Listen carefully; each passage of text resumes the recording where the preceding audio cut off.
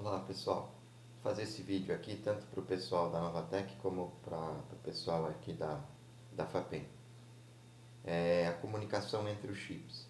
Nós vamos colocar aqui a letra Mi grega e P, microprocessador.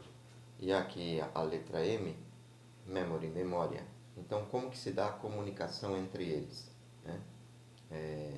Nós vimos anteriormente os tipos de memórias. Então o microprocessador ele vai realizar uma comunicação com a memória. Como é que se dá isso? De que maneira e a direcionalidade dos sinais? Como é que isso ocorre? Vamos lá. Então, num primeiro momento, vai haver um sinal de controle aqui, Memory Request. A barrinha na parte superior indica que ativa 0. Então, quando o microprocessador colocar 0 nessa linha, significa que ele vai estar requisitando a memória. Não consta aqui para nós o sistema de I/O, né? É apenas uma linha lá, né? Então não consta o sistema de I/O, é que o microprocessador poderia requisitar tanto a memória como o I/O, né? Por exemplo, em um computador, o microprocessador ele pode estar requisitando um banco de memórias, né? Que seria parte de memórias RAM, de memórias ROMs, EEPROM, ou então ele poderia estar requisitando também o meio externo, a comunicação com a impressora, comunicação com o mouse e com outros dispositivos. Então, nesse caso, ele colocando 0 nessa linha Memory Request, ele vai estar se comunicando com a memória. Aí, logo em seguida, o que ele faz?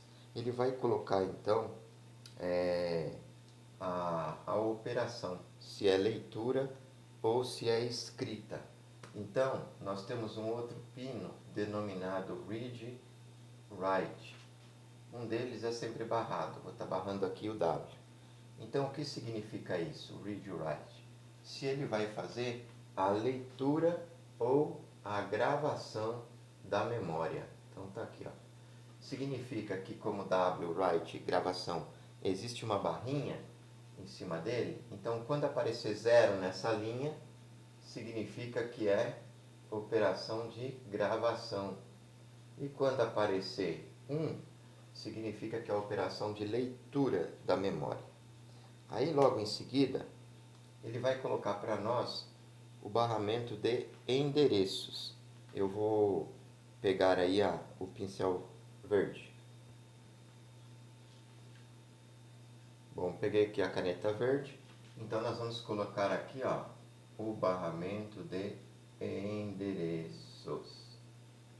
Para representar a setinha, como são várias linhas, nós vamos colocar ela dessa forma. Aqui, um abrir e fechar. Dá para ver que aqui é uma seta, né? Que a informação está vindo daqui para cá. E agora nós vamos colocar os dados, né? Então, os dados, nós vamos ter a seta desse lado e desse lado.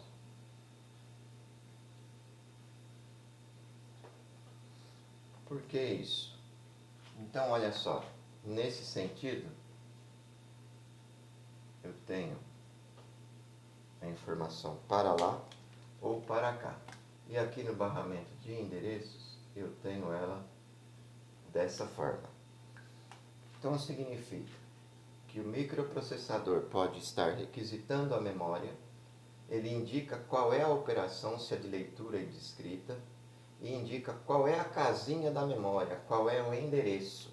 Então aqui é o endereço.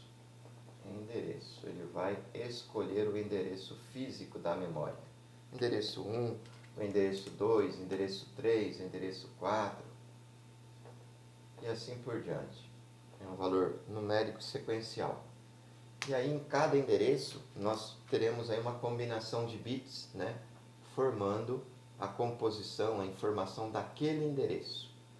Então, depois que o endereço é escolhido, se a operação aqui for, por exemplo, de gravação, então significa que colocou 0 nessa linha, o microprocessador, então, ele tem que levar uma informação para a memória. Então, os dados aqui, ó, sairão do microprocessador e irão para a memória e serão depositados no endereço escolhido aqui nesse barramento, que são várias combinações binárias para indicar qual é o endereço em que esse dado, que também é composto por diversas combinações binárias, será composto no mesmo.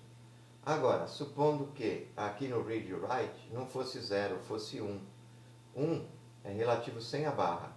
Então seria uma operação de read, de leitura, não mais de gravação. Se ela é de leitura, significa que o microprocessador estará lendo o que tem em um endereço da memória. Então, uma vez que ele compunha um endereço, escolheu qual é a casinha da memória que contém dados, como a operação é de leitura, então ele fará a leitura da memória, daquele endereço da memória. Então, nesse caso, a informação, os dados virão da memória para o processador. Então, já deu para perceber o porquê de seta dos dois lados nesse barramento de dados. Nós dizemos que o barramento de dados ele tem direção para os dois lados. Então, ele é bidirecional. Bidirecional. O dado pode tanto ir como vir para o microprocessador. E os endereços, lembra que eu dei o exemplo anteriormente para vocês que a memória funcionará igual um cofre estático para o microprocessador? Então, somente o microprocessador é que dá as ordens aí. Então, no caso, ele vai sempre endereçar a memória. A memória não tem como endereçar processador. Então, a informação vem sempre do microprocessador para a memória. Então, o barramento de endereços, ele vai ser denominado direcional, porque tem uma única direção. Então, é unidirecional, uma única direção. Por que nós falamos barramentos? Porque barramento significa um conjunto de linhas. Então, se eu tivesse uma única linha, aqui, ó, única linha, a gente poderia dar o nome de via, né? Via. Então, eu tenho aqui, ó, uma via de controle. Aqui em cima, o que tiver em vermelho, são sinais de controle, né? É o bus de controle, quando tem vários sinais. Então, aqui em cima é controle também. Então, única via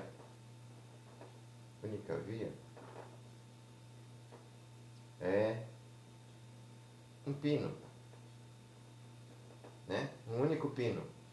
Agora, quando eu tenho diversos pinos para compor o sinal, nós vamos dar o nome de barramento. Ou então, bus. O bus, o ônibus, ele leva diversas pessoas de um lugar para outro. Então, ele leva diversas informações de um ponto a outro. Por exemplo, um barramento de dados, nós poderíamos ter isso aqui, ó. Aqui, nesse ponto, onde a informação de dado está chegando, nós poderíamos ter aqui, por exemplo, alguns pininhos D0, D1, D2 e D3. Então, seria um barramento de 4 vias, de 4 dados, 4 bits de dados. Então, dá para ver que não é uma única linha, né? Que já são diversas linhas. Tá ok? Então, aí tem o processo de comunicação entre o microprocessador e a memória. Ok, pessoal? Aquele excelente dia para vocês aí e já fica uma prévia para a nossa aula.